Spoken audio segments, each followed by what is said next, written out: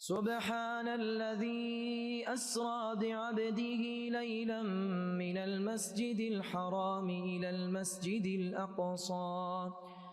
المسجد الأقصى الذي باركنا حوله لنريه من آياتنا إنه هو السميع البصير. بسم الله والحمد لله والصلاة والسلام على رسول الله وعلى آله وصحبه ومن والاه وبعد. جماعة المسلمين، أهلا وسهلا ومرحبا بكم جميعا أينما كنتم. Welcome to each and every single one of you, wherever you might be, to our fourth episode of our new series, Palestine, the Holy Land. Today, inshallah ta'ala, we have a special treat. Our contributor is Epimetheus, which is a history channel on YouTube. And we are going to play a video on who were the Philistines. So we've looked at the etymology of this word Palestine, and now inshallah ta'ala, in a comprehensive way, we are going to present this video that puts together all those ma'lumat, all those bits of information to give us a clear picture as to who these people really were. The Philistines, who were the Philistines, by Epimetheus.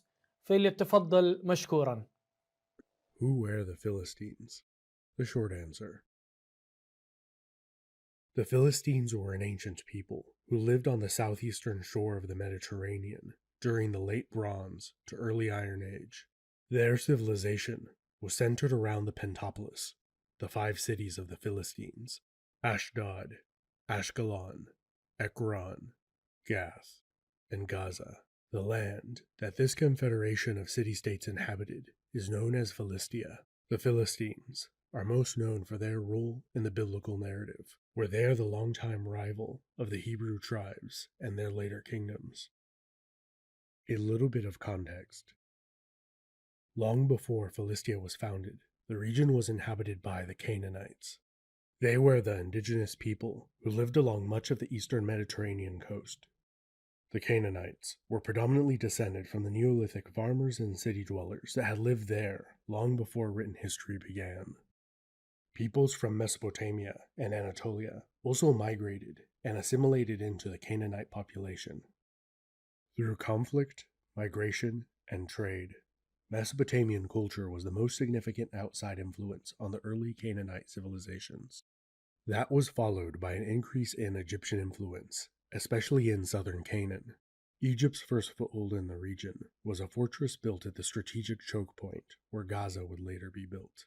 The site controlled the entry and exit point for the easiest but still very difficult land route to Egypt. During the Middle Kingdom period of Egypt's history, pharaohs campaigned in Canaan for the first time. They plundered cities, extracted tribute, and made trade agreements there. As Egypt exploited Canaan for its resources, many Canaanites had a thought. Hey, Egypt seems like a nice place to live right now. So many moved to Egypt. During the later Middle Kingdom, the mass migration of Canaanites to the Nile Delta seems to have been mostly peaceful, at least at first. Later, the Egyptian Middle Kingdom was overthrown by the Hyksos, a foreign group that was either completely made up of Canaanite newcomers, or, in large part, after a century of Hyksos domination of Egypt and rule in the Nile Delta, they were defeated and Egypt reunited. The new Egyptian kingdom that emerged was far more militaristic than any that had come before it. Their main foreign policy goal was to dominate Canaan. They were successful. Egyptian armies moved at will throughout Canaan. They built fortresses and removed uncooperative kings, who were replaced with more friendly and pro-Egyptian successors. In addition to creating a large buffer zone against invading enemies, control of Canaan also brought control of trade, which created a lucrative source of revenue for Egypt. During the 15th century BC, the city of Gaza was built as an Egyptian administrative and trade center, managed by an Egyptian royal governor. Egypt controlled Canaan for more than 3 centuries, although it did occasionally lose control and dealt with periodic rebellions. Despite the heavy-handed Egyptian rule, there were some benefits, especially for the southwestern coastal plain. For the hundreds of years the Egyptian Empire controlled the region, it was far from the front lines of Egypt's wars with neighboring empires to the north, like the Mitanni and Hittite empires. This allowed the region to focus on productivity and commerce. Numerous unwalled agricultural settlements and cities thrived there. The city of Ashdod became a commercial hub for producing and selling purple fabric and clothing. Ashkelon developed into a busy seaport, while all of southern Canaan became a bustling thoroughfare, as it was the last stop for merchants on both the busiest land and sea routes to Egypt. There, merchants could relax and stock up on some of the local Canaanite wine, filling any empty space they had in their ship or caravan before heading to Egypt, where they could exchange their various goods for gold. Mycenaean merchants from what is now Greece would have been among the most frequent visitors to southern coastal Canaan. This is evidenced by the large numbers of Mycenaean pottery found in the region. At the beginning of the 12th century BC, southwestern Canaan was one small, prosperous component within a large, interconnected system of empires, and the good times were about to abruptly end. Chapter 3: The Bronze Age Collapse and the Rise of the Philistines.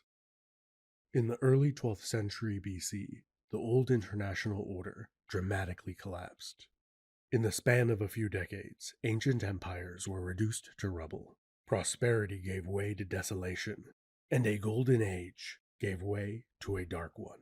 This devastating event had many causes, including, but not limited to, drought, famine, disease, civil unrest, and region-wide prolonged imperial conflicts. But by far the most dramatic, enigmatic, and emblematic contributing factor to the collapse was the mysterious maritime piratical band of apocalyptic marauders known as the Sea Peoples. They left a swath of destruction along the coast of the eastern Mediterranean, which culminated in the failed invasion of Egypt. In their final assault on the Nile Delta, one of the Sea Peoples, called the Peliset, appear to have been the most numerous, based on how many times they are mentioned in inscriptions and the frequency they are depicted on temple wall reliefs. After the Egyptian victory, Ramses III stated that he resettled captured Peliset prisoners of war in southwestern Canaan. The Peliset were garrisoned in fortresses, bound in the pharaoh's name. The intended goal was that the Peliset would guard Egypt's northeastern border. There, the descendants of the Peliset became the Philistines. Chapter 4: Where did the Peliset come from? And what happened to the Canaanites who were living in southwestern Canaan before? 3 decades before the final Sea People's assault on the Nile Delta, the pharaoh Merneptah also defeated a major Sea People's coalition, which did not include the Peliset. Around the same time, Merneptah also campaigned with his army in Canaan. There, he mentions the sack of 3 rebellious cities, including Ashkelon, which was one of the leading Canaanite cities of the time. Interestingly, he also makes the claim that during his campaign in Canaan, Israel is laid waste, and his seed is not. Although apparently exaggerating, this is significant, because the Merneptah inscription is the oldest written artifact mentioning Israel, which is not mentioned as a city, country, or region, but as a foreign people group, as signified by the hieroglyphic determinative of a throw stick beside male and female seated figures. Although Merneptah may have also slightly exaggerated when he stated that Canaan has been plundered into every sort of woe, it is safe to say that at least some of Canaan was not in great shape after Merneptah's campaign.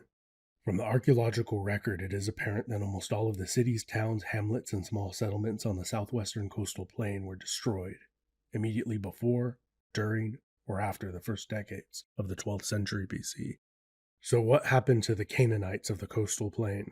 Well, most of them died. But it should be strongly emphasized that not all of them died. And even though only a small percentage of the earlier dense population of the coastal plain survived, they were still more numerous than the newly arrived Peliset. The vast majority of scholars today believe that the Peliset originated somewhere around the Aegean Sea, with the island of Crete being the most popular option, but more on that later. Chapter 5: Settlement. Modern estimates for the Peliset population at the time of their settlement in Canaan range anywhere from only a few thousand to a little more than 10,000 settlers. In contrast, Ramses claims to have captured and resettled hundreds of thousands. As with many things that concern the Philistines, there's a great deal of scholarly disagreement concerning Ramses III's claim to have resettled the captured Peliset in his strongholds. The traditional view is that these strongholds evolved into the 5 cities of the Philistines. There is some evidence to support this, like at Ashkelon, where resettlement began on the ruins of the Egyptian fort there. This could also fit in the scenario where the Peliset were the ones that destroyed the fort. Or the fort could have been destroyed during Merneptah's campaign in Canaan when he sacked Ashkelon, and the Peliset later reoccupied the abandoned ruin. Because the 5 cities of the Philistines were situated along the road of Horus, which was vital to Egypt's military and economic success, it has been called into question whether Egypt voluntarily resettled the Peliset in such a precarious position. Some have hypothesized that the Peliset either conquered southern Canaan not long before or after their assault on the Nile Delta, and Egypt just lied and claimed that's all part of the plan. However, it is unlikely that Egypt would try to get away with such a blatant lie. It is more likely that they just tried to stretch the truth a little bit. Another possibility is that a bankrupt and war-weary Egypt negotiated a truce with the surviving Peliset. If both were not strong enough to benefit from continuing to fight, perhaps, in return for captured prisoners of war, the Peliset would pay a token tribute to Egypt, and accept the status of being an Egyptian vassal. If such an agreement took place, both parties received the benefit of recognition and legitimacy. This made Egypt falsely appear stronger and more stable, while the Philistines received the prestige and legitimacy that came along with being the agent of the empire that had controlled Canaan for centuries. Again, if such a negotiation or something similar took place, then most that heard Ramses III's lofty boasts probably believed them, because it wasn't so far off from the truth or the word on the street. In addition to possibly negotiating with the Egyptians, the Peliset almost certainly successfully negotiated with the Canaanite survivors. From what has been excavated so far at the Philistine sites, it is abundantly clear that in addition to a new foreign element in the material culture, a local Canaanite population was an integral part of every Philistine settlement from its emergence. The current general consensus is that at least 50% of the early population at these sites were Canaanites. It is possible that the Philistine settlements were established under Egyptian supervision or encouragement. However, given Egypt's internal turmoil and economic woes in the 12th century BC, their involvement was likely minimal at best, if at all. After their failed assault on Egypt, another one of the Sea Peoples, the Tejeker, established themselves at the city of Dor, which they used as a base for their piratical operations for over a century. Some of the Tejeker that the Egyptians captured also seem to have been settled in what became the Philistine cities. Because the Peliset were formidable warriors, they would have been able to offer protection to some of the Canaanite survivors of the coastal plain. In return, they would have benefited from the extra manpower and the local knowledge of their new homeland. In the Egyptian depiction of the Battle of the Delta, there are a few ox carts shown with women and children inside, so it appears there would have at least been some females and a few whole families that arrived with the Peliset. However, given the turbulent times and the great distance traveled, it is likely that a disproportionate number of the Peliset were adult males. Consequently, when the Peliset initially settled in Canaan, finding wives was probably a top priority after survival, which would have motivated them to negotiate with and incorporate anyone who had extra daughters. The speed that both Peliset and Canaanite cultures joined together to become a new Philistine culture is remarkable. This was undoubtedly expedited out of necessity, but another likely factor that aided the two peoples joining together so quickly was that they already knew each other well. Chapter 6. The Aegean Connection. For centuries, merchants from the Aegean had been traveling to southern Canaan. Because of this, there were likely some Canaanite survivors that were able to communicate in the Peliset language and were familiar with their cultural customs, and vice versa as well. Almost every time in history there are long-term commercial contacts between two peoples, there is also intermarriage. It is very possible that prior to the Bronze Age collapse, there was already a small hybrid Aegean and Canaanite community and culture in the region. The survivors from this community may have sped up the assimilation process between the two larger groups. One of the most solid pieces of evidence that suggests at least a partial Aegean ancestry for the Philistines is their pottery. The striking similarity between Mycenaean pottery from the Aegean and Philistine pottery in form, style, and decoration is unmistakable. In some pieces, the only way to detect a difference is that the Philistine pottery is made from local clay and not from Aegean clay. This piece of evidence on its own is not conclusive. Some have argued in the near post-apocalyptic aftermath of the Bronze Age collapse, the surviving Canaanites missed the Aegean pottery they used to import so much that they began to manufacture an imitation of it locally, which is possible, but unlikely. In addition to fascinating pottery fragments, Philistine architecture also had some elements that suggest an Aegean origin. While earlier Canaanite homes cooked their food in closed ovens, Philistine homes cooked their meals over a centrally placed open circular hearth in the same manner as Aegean homes. What the Philistines ate, again, suggests an Aegean origin. While digging through ancient Philistine garbage piles, archaeologists have discovered an unusually large amount of pig bones. The type of pig was not previously native to the Levant, but it was a native of the Aegean. In contrast to cows, sheep, and other livestock, pigs do quite well at sea. They are hardy, low maintenance, and great at cleaning up any biological waste all over the ship. The many Philistine pork dinners may be directly related to their nautical origin as sea peoples, or the swine could have been imported not long before the Bronze Age collapse, but it is another piece of evidence that points towards an Aegean connection. The clothing, arms, and armor of the Paliset also suggest but do not confirm an Aegean origin, like their iconic headgear. While helmets like these were used in the Aegean, similar helmets were first used in Mesopotamia. As they slowly went out of style in the east, they became fashionable in the west. One theory about the Paliset is that they were members of a mercenary warrior cult, as similar headgear was most often depicted on gods or priests. According to the biblical account, a tribe of Canaanites called the Avites lived on the southern coastal plain before the Philistines arrived from Kaftor. The Avites are later listed as living among the Philistines. Most scholars identify Kaftor as Crete, but Caria, Cilicia, and Cyprus are also popular options. Cyprus has a compelling case for being the homeland or the last stop for the Paliset before coming to Canaan. Like southern Canaan, Cyprus was a long-time trading partner of the Mycenaeans, who would have been very familiar with the island. In times of danger, people often flee to somewhere familiar. During and after the collapse of the Kingdom of Wallachia, many Mycenaeans fled their own collapsing society to live on Cyprus. Mycenaeans, Cypriots, or a combination of both, might have been one and the same with the Paliset, and maybe one or the other was the Tjeker. Criticism of the Aegean connection.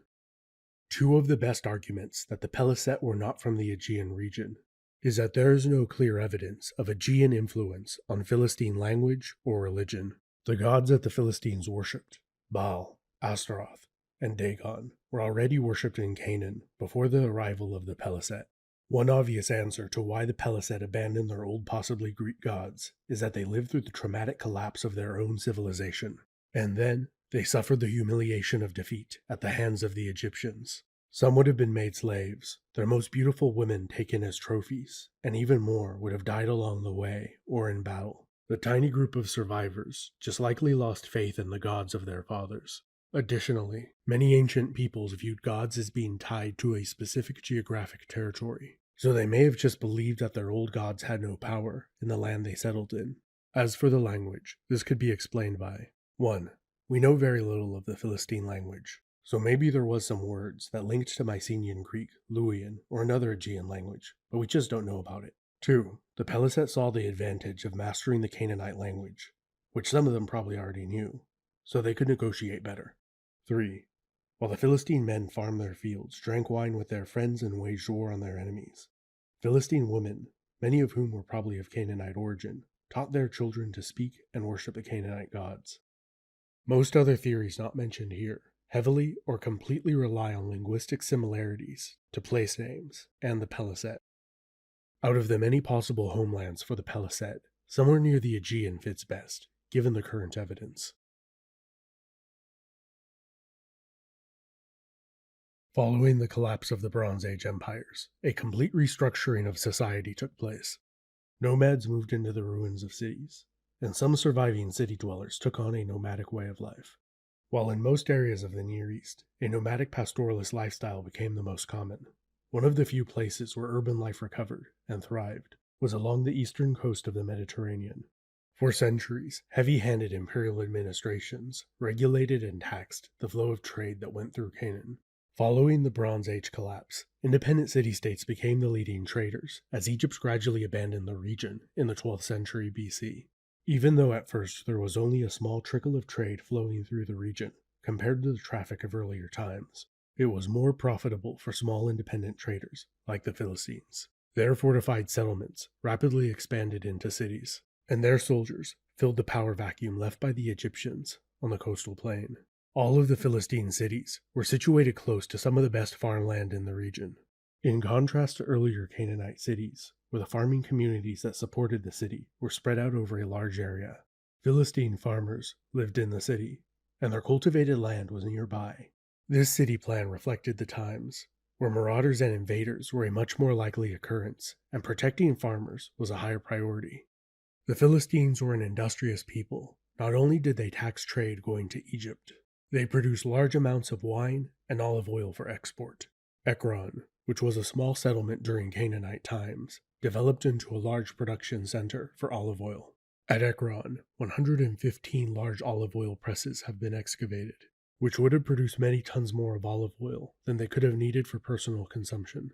By the beginning of the 11th century BC, Philistia was one of the most rapidly recovering regions in the entire Near East, while most other regions were still in turmoil. Although over time there were a few other Philistine settlements and cities, political and economic power was concentrated in the Pentapolis. The League of City-States was governed by a council of 5 lords. They gathered to deliberate on matters where collective action might be necessary. For most of the 11th century BC, the Philistines dominated the entire Canaanite coastal plain. According to the biblical account, the Philistines were able to defeat and vassalize the Hebrew tribes to their north and east multiple times, in one instance for 40 years. This was partially due to the Philistines' technological advantage. They had chariots which were very effective on the flat coastal plain, but not so much in the hills, and they enjoyed an early monopoly on iron weapons in the region. Iron armor and weapons would have been a significant advantage over the bronze armor and weapons used by the Hebrews and the other people in the region. One of the major motivating factors for the Philistines to expand their territory eastwards would have been the control of trade routes. In addition to the sea route, if the Philistines controlled all the major land routes going to Egypt, they could charge significantly higher tariffs. Philistine aggression and expansionist aspirations probably played a role in the Hebrew tribes uniting into a kingdom. According to the book of Samuel, Israel's first king Saul was killed in battle against the Philistines. Before Saul's death, his successor David, famous for killing a large fellow from Gath, fled Saul and lived in Gath. There he worked as a mercenary for the Philistines. Interestingly, after becoming king, David had 600 Philistines from Gath in his personal retinue, in addition to some Cherethites and some Pelethites, who some think are a subset of Philistines. When David's son rebelled, and he had to flee Jerusalem, his Philistine soldiers were some of the few that remained loyal to him. Even though the Philistines are most well known for being the frequent antagonists in many of the Bible's most intense narratives, the many not as exciting instances of cooperation, collaboration, and somewhat peaceful coexistence are often overlooked. Intermarriage between the two groups is mentioned as being common, and in contrast to most of the other Canaanites, intermarriage with the Philistines was not outright banned, although it was frowned upon. Around the early 10th century, Philistine territory shrank to around its core region. The loss of the port of Joppa was a major blow to the Philistines. This allowed merchants to easily bypass the Philistine coast on their way to Egypt, including the Canaanites to the north who were allied with the Hebrews. Today, these Canaanites are more commonly known by their Greek name, Phoenicians. Their commercial ascendancy coincided with a slow Philistine economic decline. The 10th century BC also saw the split between Israel and Judah, and a short-lived but triumphant return of Egypt under the Libyan pharaoh Shoshenq. He sacked cities and collected tribute throughout Canaan before returning to Egypt with a large caravan full of loot. A few decades later, at the beginning of the 9th century BC, the Aramean king, Hazael of Damascus, successfully campaigned against Israel, Judah, and Philistia, where he destroyed the city of Gath, which never fully recovered afterwards and became a dependency of Ashdod. Over the next century, Philistia gradually recovered, and then the Judeans successfully besieged Ashdod and Gath and destroyed their city walls, and then the Assyrians showed up. They destroyed the kingdom of Israel and made Judah a tributary. In the later 8th century, Assyria took the Philistine cities one by one. Puppet states were set up at Ekron, Ashkelon, and Gaza. Ashdod became a fully incorporated Assyrian province, while Gath became a backwater. Under Assyrian rule, Philistia had a much better 7th century than its 8th. As Assyria controlled the whole region, Philistia got down to business and did well. That is, until the very end of the 7th century. As the Assyrian Empire was beginning to fall apart, Gaza sought to assert its independence. Then Egypt, which was trying to assert its loyalty to Assyria, sacked Gaza. Then, the Babylonian Empire that superseded the Assyrian invaded Philistia. Nebuchadnezzar II of Babylon destroyed Ekron and Ashdod. The port city of Ashkelon was the last to hold out against Nebuchadnezzar, before also being destroyed. Nebuchadnezzar deported some of the Philistine population to Babylon. This allowed the Phoenician Canaanites to come in and fill the void. Over the following centuries, the new amalgamated population that formed lost all of its Philistine characteristics, while the region was dominated by a series of empires. After unsuccessfully revolting against the Romans, Judea was renamed Palestine, after their old nemesis. The Philistines are often a footnote in other people's histories, so I wanted to do a little bit of a longer video, just focused on them. Assalamu alaikum wa rahmatullahi wa barakatuh once again. Yes, my respected viewers, Jamaatul Muslimin, that was, mashallah, very well put together, 24 minutes, giving us the entire history, very comprehensively, about the Philistines. As I said, we've spoken about the etymology, and we went all through the basic steps of their history from 1175, when they were settled by Ramses III, 1175 BCE, before the Common Era, until, as you saw now at the end of the video, when Nebuchadnezzar, Bukhtanasar, when he destroyed the area and it was incorporated into the Neo-Babylonian Empire. Then after about 604 BC, the mention of the Philistines ceases to exist. And as the Phoenicians came down and mixed with the other Canaanites, then we find that they cease to exist. The Philistines, they cease to exist as a people. So that is our first part of our title, Palestine, the Philistines, Philistia, our pentapolis of the 5 cities. We are now done with that section. And just to make mention of our contributor today is Epimetheus. If I can have the slide on the screen. Epimetheus, you can see it spelled there. This is our YouTube contributor. It is a history channel, and a lot of, for those who view like history, a lot of beneficial videos have been uploaded onto this YouTube channel. So inshallah ta'ala, we are going to go in our next episode. We are going to be going on to the second part of our title, which is the Holy Land. So remember, we said first thing we're going to do is we're going to do the definition. Inna mabadiya kulli fannin ashara al-hadd wal-mawdu'u thumma thamara. What the ulama say, the first thing we deal with are definitions. We are now finished with the definition of Palestine, the Philistines, and now inshallah ta'ala we're going to go on to the second part of our title, which is the Holy Land, Al-Ard al-Muqaddasa, as Allah subhanahu wa ta'ala has mentioned in the Holy Quran. Until next time, I leave you all in the protection of Allah subhanahu wa ta'ala. Wassalamu alaikum wa rahmatullahi wa barakatuh. سبحان الذي أسرى بعبده ليلا من المسجد الحرام إلى المسجد الأقصى الذي باركنا حوله لنريه من آياتنا إنه هو السميع البصير.